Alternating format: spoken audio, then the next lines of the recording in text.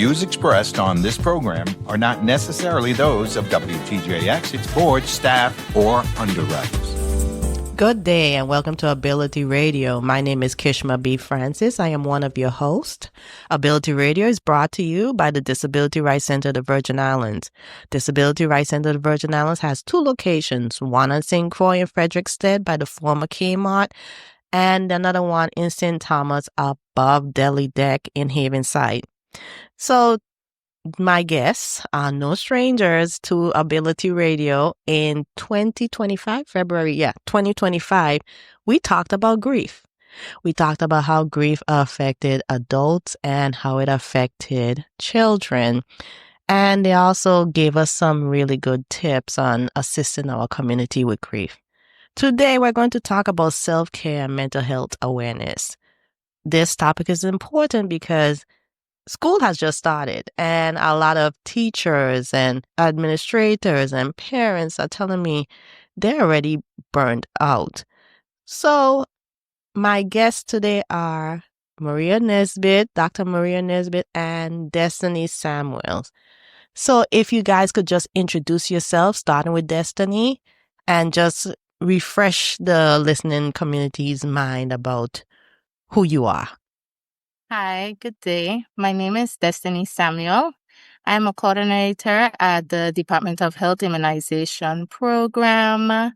Outside of my 8 to 5, I say 8 to 5 because I still count that hour. I am a mentor, a life coach, a dance instructor, and a mom. Nice to meet you guys. And Dr. Nisbett? Hey, kiddo. Hi, everyone. My name is Dr. Muria Nisbett. I am a mental health counselor here in the territory. And outside of mental health, at my job, I do a lot of work in the community advocating for several underserved populations to include the elderly, children, the LGBTQ community. So any demographic on the territory that needs advocacy, you can usually find me out there doing that kind of work. So let's talk about self-care. Destiny, Dr. Nisbett, tell us about self-care. What is self-care?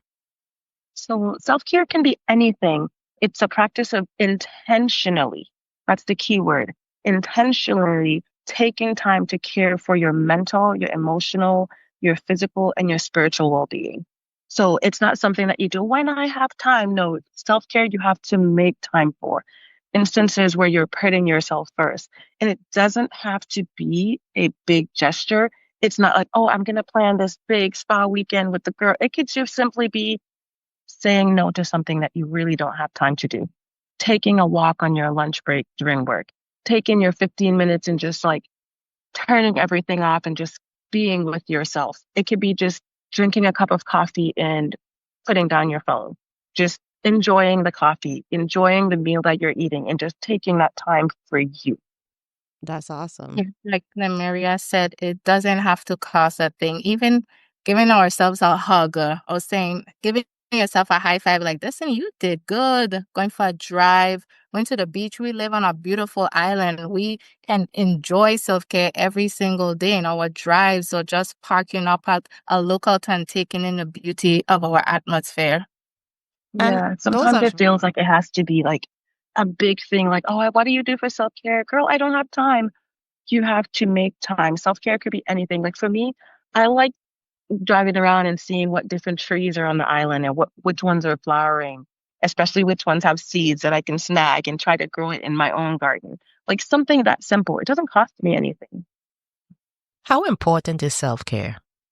Oh, self-care is very important. It is something that we need to do daily.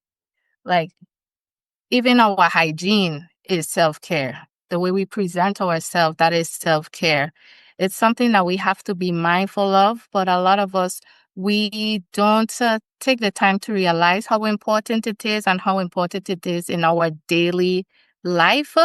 And we let, small minor things slip by and not realizing that, hey, this is affecting my mental.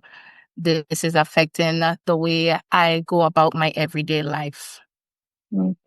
Self-care is essential, right? It's not something that's optional at this point. It's a part of our overall health, the way that you show up in the world, the way you show up for people. Self care is the part of that because we can't pour from an empty cup, right? If we keep giving and giving and giving, like giving 100% at your job, you're giving 100% to your kids, you're giving 100% for everything, but you're giving yourself 0%. That's not a sustainable way to live. So being able to say, you know what, this is time for me, that is essential. Just like your phone. You can use your phone all day, and if the battery goes to 0, you can no longer use it. But we don't let our battery go to 0, right? It gets to like 15%. Oh my God, let me replug my phone in. That's what self-care is for us, plugging ourselves back in to make sure that we don't get to 0. That's a good, I love that. I love that. That's a good analogy because I was thinking about my phone when I was flying over to St. Croix, and it was at 15%. And I'm like, oh my gosh, my phone is going to die. I can't call anybody. But yet still, I did not drink any coffee. I didn't drink any water until I got off the plane. I don't even think I ate. So that's a good analogy. That really hits home.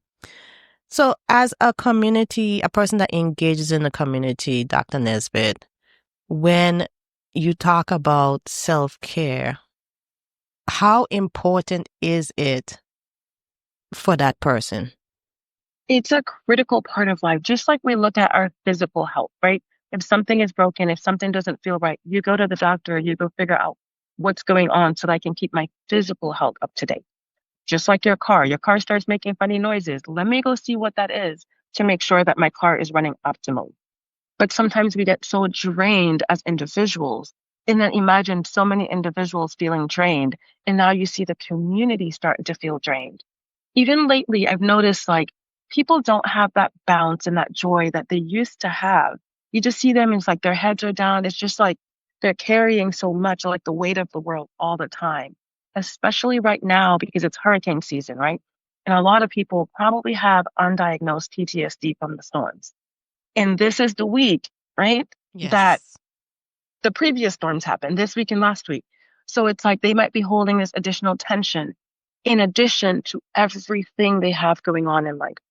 And just like it just feeling so heavy. So imagine a whole community just feeling so heavy and so drained and so like, I don't know what to do. It's so important to just take a moment, and it don't have to be big moments. It could be 5 minutes. You know, at my job, I walk out the back door. I don't even come out the front door because I'm trying to avoid conversations for that 5 minutes. That's for me. So I go out the back door, I just sit and I just feel the sun on my face. So at least I can get a separation from the noise. And then I come back in and I feel a little bit better. So if we all individually try to do something to care for our physical, mental, emotional, spiritual, our overall health, you'll start to see that it's going to look different. People's brightness is going to come back. But right now, you can tell that it's fading. And then Yes. this month is suicide prevention month. Yes, it It's a is. whole different layer. Like we don't even know what people are going through. It's just so much, so heavy consistently. And if you just continue to engage, it becomes really hard, really hectic, really heavy all the time, all the time. That is not sustainable. That is how you break. So just taking a few minutes, whatever that looks like for you. This time is for me. I don't have the capacity for anybody else because this time is for me. That is so crucial. Like I don't even know a better word to say, but it's just absolutely crucial and necessary. That's awesome. And you're so right. You are so right. Destiny, as a parent whose child is still in school, how important is self-care? Self-care as a parent is extremely important. And we have to realize how important it is for ourselves in order for us to show the importance to our child. So they have to be able to look at us and see what it is we are pouring into ourselves in order for them to realize, okay, my mom did this. So that must be important. The way she talks to herself, the way she talks to me, the way she talks to the people around her, the way she takes time for herself. Once my daughter is seeing me do that, then she will realize, okay, that this is a very important aspect of my life. That's awesome. I often ask my daughter, how's your life? are you happy? Am I doing a good job? Is there anything that you want to change about your life? And I rely on her feedback so that I can improve, not just as her mom, but also as a person. That's awesome, Destiny. I don't think my parents ever asked me that. I don't think so. Let's talk about mental health, Dr. Nisbett, and mental health awareness. Mental health is just as important as physical health. So if you go to all your doctor's appointment, you take your medication that's prescribed, you eat the right foods, you go walking in the afternoon, that is absolutely wonderful. But if you allow your mental health to deteriorate, none of that other stuff matters, right? Because our body, it's like it depends on the physical and the mental working together. And it's okay to talk about mental health. It's okay to openly say, even me as a therapist, I have a therapist because I cannot handle this world by myself. I'm trained to help others do that, but I need somebody to also help me do that. Right? So nobody is above going to counseling. Nobody is above seeking treatment. And it's so good that I'm seeing it a little bit more where it's more normalized. People are talking about mental health in different spaces. We're definitely making progress, but there's a long way that we also have to go Yes. to help people to say like, hey, look at me. I'm going to therapy. I'm a whole therapist. But I also go to therapy because I cannot allow my mental health to not be where it should be. I should not be sitting here saying, oh, it's okay. I can deal with it. I can rely on my training. I can handle it because at some point I'm going to realize that I'm holding too much and there's nothing I can do about it. So mental health is important. Seeking therapy, even if you don't want to do something here in the territory, there's so many options. There's virtual, there's so many options that you can do, but it's absolutely crucial to have those conversations. If you're having a hard day, talk to somebody about it. If you feel like you're going through a situation where like, wow, this is too much for me to handle by myself. I need an outside perspective. It's okay. And if you see somebody looking like they're struggling, reach out to them and be like, hey, are you okay? I have a therapist. Here's our number. Maybe you might want to talk to them. Because those kinds of conversation lets people know like, hey, it's okay. It's okay. We need to continue that messaging about mental health treatment being okay. Seeking treatment, seeking help, talking to people is okay. Yes, it's okay. It is okay. I It is promise okay. you. It is okay. Destiny, as mom, when it comes to mental health, how important is it to talk to your daughter about it? Like Lemuria says, she has a therapist. I have a therapist, and I am very open with my daughter when I have my therapy appointment. I am open with the conversations that we have at therapy because I want her to know that it's okay.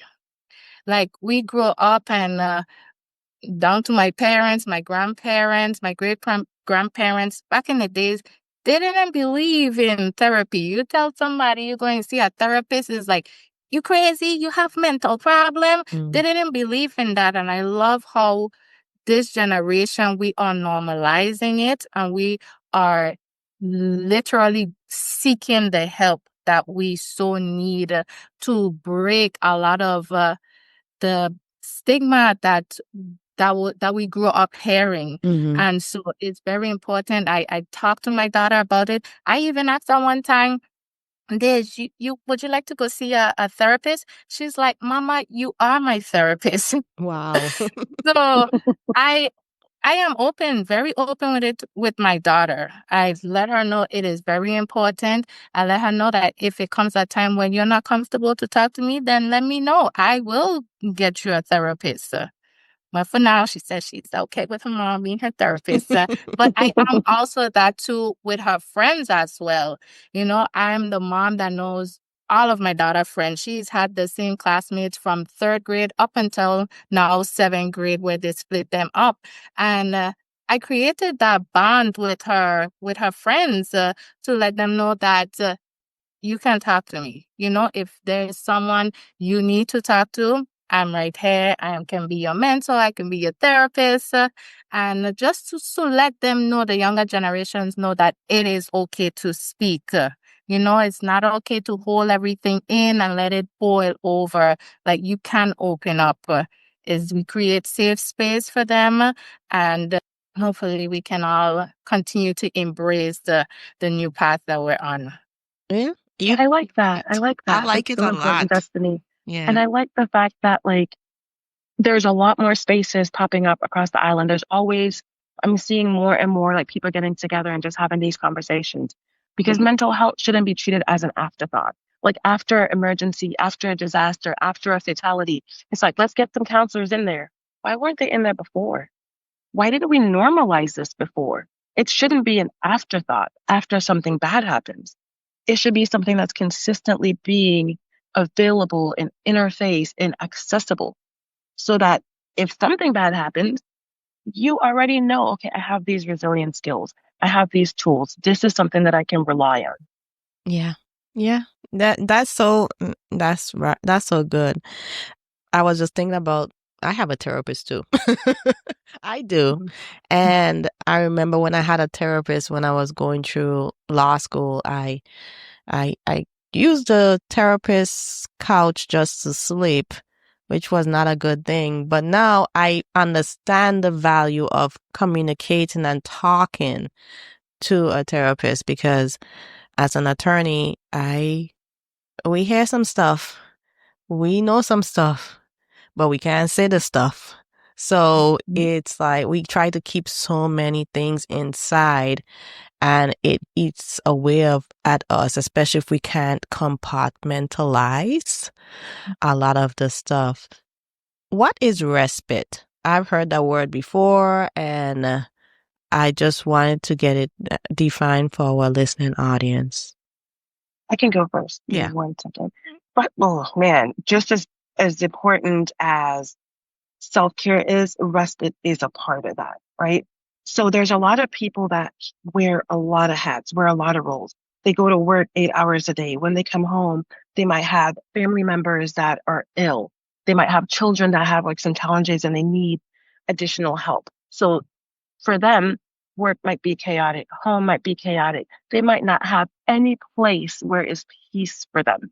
So respite is basically a pause. It's like pushing the pause button. Like, okay, I'm going to pause right here. And this is a chance for me to step away from the constant stress, mainly for caregivers. So there are some agencies, I don't know how prevalent it is in the territory, that offer respite care, meaning if you have a family member or you have a loved one or somebody within your home that has a lot of challenges that you're dealing with day to day, they can come in and give you a couple hours. So maybe you can go to the grocery store by yourself. You can go get a cup of coffee. You can go get your hair done or your nails done, or go just sit by the beach and just get that moment where you can just be you. Because we carry so many roles. I'm a therapist, I'm a mom, I'm a grandma. I'm so many things. But throughout my whole day, there's very little time where I could just be me. So respite allows you to just pause everything, pause everyone, and just be me. Just be yourself. Just take some time. Wow. And it helps you to prevent burnout, because at some point we're going to get burned out. We cannot be everything to everyone. I know we like to think, yeah, I'm Superman, I can do it all. And then everybody calls you, everybody needs you, everybody has something to add to your plate. But respite allows you to say, you know what? I'm going to step away from that plate. And I'm just going to be Muria. I'm not Dr. Nisbett. I'm not the president of this. I'm not the vice president of that. I'm not in charge of, I am just Muria for this moment. Wow. I love that. I love that. Destiny, respite. You see how the Muria says, you're going to step away and just take that time for yourself. I have a saying, when I do feel burnt out, or I do feel like I am on the verge of being burnt out, I often say, I'm going to turn off my brain cells. And when my daughter heard that, or when my friends heard that, they know, okay, yeah, we're going to leave Destiny alone. And sometimes I use that time to just either lay in my bed or even just watch TV is like something where I don't feel like my brain, where I am functioning my brain, like I am in control of my functions anymore. It's like, that is it for me. I'm turning off my brain cells. Granted, my brain cells do not turn off, but it's like, this is my time. This is me time. Nobody, please, for this little moment, to just give me my alone time for now, please. And You I know, like that because that's not selfish. That's it's self-care. not. Yes. It is okay. And respite is so important for teachers because I know sometimes people look at teachers like, you're off for the summer. They're not off for the summer. Like, do you know how much stuff they have to be doing in their off time to prepare for school to start? There's a lot. There's a lot that they have to do. And then they have their own lives, right? They have their own kids, their own families. But when school starts, a lot of teachers that I know, they never get to turn off. Because even though school ends at this time, no, that's what time the school doors close. A Yes. lot of teachers, they have to go home, they have to grade papers, they have to figure out what's going to be done for tomorrow. I know that they get super involved with their students. So they might have 10 students with 10 different needs that they might have to figure out what's the best way to approach them. They got to reach out to parents, they got to send emails, respond. They never turn off. It's always ongoing for teachers. And I think respite is important for them, Yes. taking that time. So if they have a lunch break, if your kids are busy doing something and you have like a little bit of a break, walk away from the classroom. Take that break. Take that time. You'll come back better. But just being able to take those like pockets of time, even if you have to run into the bathroom and sit there, because I know for a teacher might be standing outside, the kid's like, hey, my teacher's outside. Let me go talk to her. Like, find you a place where you can just step away from the noise just for a second. Yes. And just breathe. Just breathe. Just breathe. I found that just breathing helps me so much. Mm-hmm. It's important. Mental clarity. If I'm frustrated with something, it calms me down. So just breathe. So we talked about normalizing counseling. What other ways can we seek help as a community? We can seek help by talking to our peers, but not just talking to our peers, engaging in positive conversations. It's one thing if you're feeling gloomy and you're feeling down, and then next thing you know, you're engaging in this negative conversation that just brings you down even more. No, we have to find our circle that's going to uplift us, that's going to support us, that is going to pour words of affirmation into us. And we have to find we have to know which friend does that for us and which friend doesn't, and know when to turn to that specific friend. Like if you're feeling down, the Muria is a person that you want to talk to. Don't talk to Suzanne, because Suzanne just going to add more drama to my life. Mm-hmm. Yeah, definitely. And Dr. Nisbett, before we go, how can we support each other? I love this question. Practicing kindness, because it seems like kindness is kind of slipping away from us a little bit.